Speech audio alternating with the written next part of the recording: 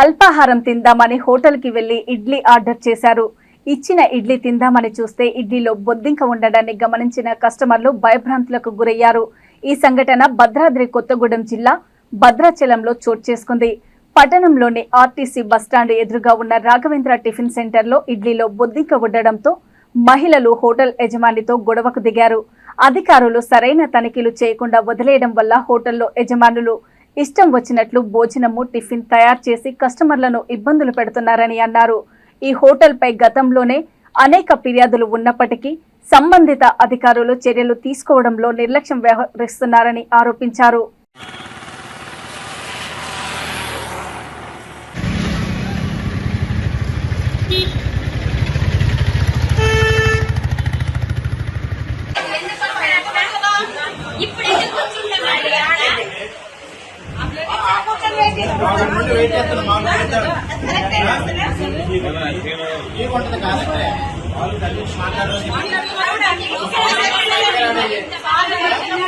మాట్లాడండి.